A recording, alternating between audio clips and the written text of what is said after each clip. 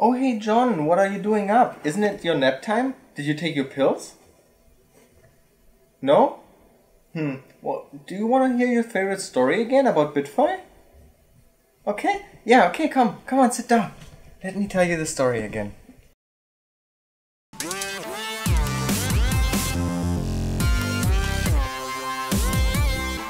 I cannot believe what is happening. This is the biggest highlight in the InfoSec community this year.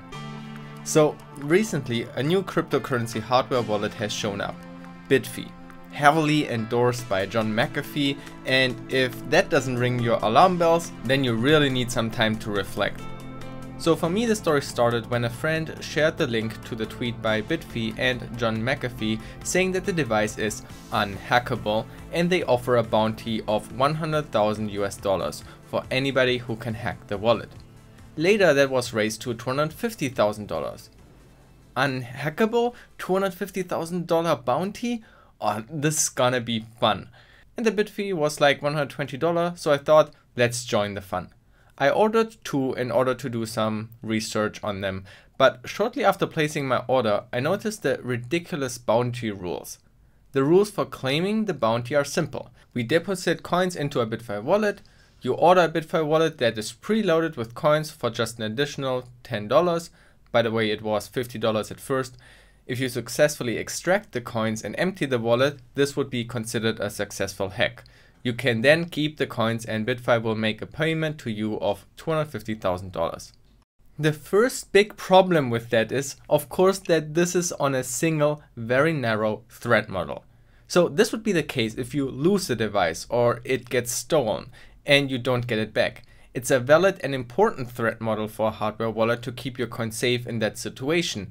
That is probably priority number one for every hardware wallet, and you can generally assume all of them are really good at that. Here, BitFi explains how they achieve that. The device works as a computer that calculates your private keys from your secret phrase. So until people learn how to read minds, there are absolutely no attack vectors that would allow an attacker to ever, under any circumstances, access your fund. They claim this device can't be hacked because there isn't anything to hack.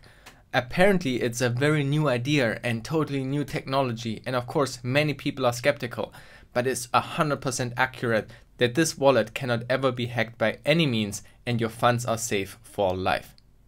John McAfee says that BitFi is a major breakthrough and only way to secure your crypto with true confidence. It indeed solves all the weaknesses of other forms of storage and other wallets. According to expert John McAfee, this is a new paradigm, one that has never been imagined before. I haven't heard this much snake oil in a long time. Oh my gosh. So why are they saying that? Well, they created this key derivation function. It's cryptographically speaking nothing special. They describe it here in this paper. Essentially, you plug in some information like your passphrase on this side along some other info, it calculates some fancy stuff, and at the other end, a private key that can be used to actually do stuff like creating transactions can be used. And they say you have to do that every time when you want to use the wallet, and the private key is always discarded again. If that is indeed done safely, we don't know yet, but let's give them the benefit of the doubt even if they don't deserve that. So if you take their not so special key derivation as a black box, you might better understand how it works. Very carefully, you can compare it to simply having an encrypted wallet and using a passphrase to decrypt it. In either case, you need to know the secret that goes in order to get the private key for the cryptographic operations. So they say it's unhackable because you need to know the secret passphrase or you can't get the private key. But this is not revolutionary technology. In that regard, it is not different from any regular wallet that is encrypted with a passphrase or the concept of a brain wallet. This idea of keeping a long passphrase in your head to generate a key has been around since the beginning of Bitcoin. So this claim of it being totally new technology gets the bullshit seal of approval. What about the claim of it not being hackable? Well, in that very narrow sense it is true, but it's also true with any encrypted wallet. Actually, it's true with any encrypted data. It's like a basic elementary school principle of our most basic cryptography algorithms. I can literally send you an encrypted regular wallet, and without the passphrase you can't access it. Thus it's unhackable. It's just so dumb and meaningless. Oh, and by the way, in early tweets they claimed the whole thing is open source. Even media has reported on it that way, and that was also absolutely misleading because only the key derivation algorithm ended up being open sourced.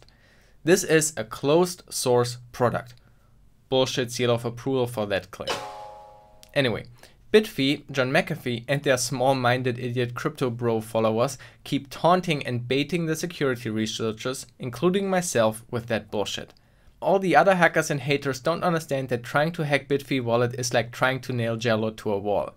Friends, since we launched the hacking challenge with $250,000 incentive and sent wallets to best hackers in the world, not a single one has been able to extract money out of BitFi wallet. We appreciate their work and effort. It's clear that BitFi wallet is most secure in the world. We have much bigger balls than what you think, and you can't hack this wallet if your life depended on it. This is even more cringy than my intro. So on 31st of July, I was invited to a Slack channel where some researchers have started to work together on this. This was a fascinating and really fun experience. I learned so much new stuff. So let me try to give a quick summary of how the hacking process has gone. Very quickly, people have figured out that this device is simply a shitty cheap Android phone. It's maybe worth $30 or something. You can see here even certain components missing, so it doesn't have a baseband and the SD card slot is missing. But for example, the typical Android buttons like volume buttons are still on there, and you can solder some wires to it and use it, for example, to hold down the volume and turn the device on to enter a special boot menu. One really funny thing about this is that BitFi is selling the cheap ass display as a security feature. The screen material is chosen intentionally to ensure a narrow viewing angle so that people or cameras peering over your shoulder can't see what you're typing. This is even better than saying it's not a bug, it's a feature. We are not cheap, it's a security feature. This is just a terrible screen, and it's not like other security display technologies that implement narrow viewing angles properly. Okay, so this is an Android phone, and very quickly they figured out it's a MediaTek Android phone, MTK. MediaTek is a huge company making a lot of Android phones, so it's very common. And those phones are not the most secure ones. Anyway, look at this tweet. Somebody suggested, why not offering something for a regular phone? Well, he answers, can't do it with a smartphone, they have memory on them and software. Anything with memory and software can be hacked. There is no memory in the wallet, nothing is stored there. The device has no software and no memory. I mean, he must be right. He has been in cybersecurity all his life. Any device with software and memory can be hacked. How do you hack a device that has neither? Whoa, I never thought about that. Wait, a computer without memory and storage? That is incredible. That is truly an alien device. Computers are Turing machines. Turing machines require memory. A computer without memory. This is revolutionary technology. And they even go a step further. This is not only just a raw computer, it's an Android device. Android runs on a Linux kernel and runs apps. This is getting the bullshit seal of approval. What the frick are they on? Of course, this thing has memory and storage. It's a damn phone. And as we just introduced, this is a MediaTek phone. So you can use a tool called SP Flash Tools to dump the whole ROM from the phone, the whole 7 to 8 gigabytes of storage. You can use Part X to have a look at the partitions, and VRAM, boot partition, the vendor partition, the system partition, and user data. Poking around those files to learn more about this device is really helpful. You can extract single partitions and even mount them. Here I use LO setup to create the device from this extracted file, and Ubuntu automatically mounted it. Easy to explore now. But deeper access is still an issue because the user data is actually on an encrypted partition. This means the BitFi wallet app is not yet accessible. And yes, the BitFi wallet is an Android app. You see it right away when you see the dialog windows. That's just basic Android. So that took a bit of time, like a day or so. But then somebody has shown that you can actually also and the device still boots. This was the big breakthrough. For now, the higher level description has to work. So Salem Rashid, who has found security issues with the ledger and Trezor before, has created a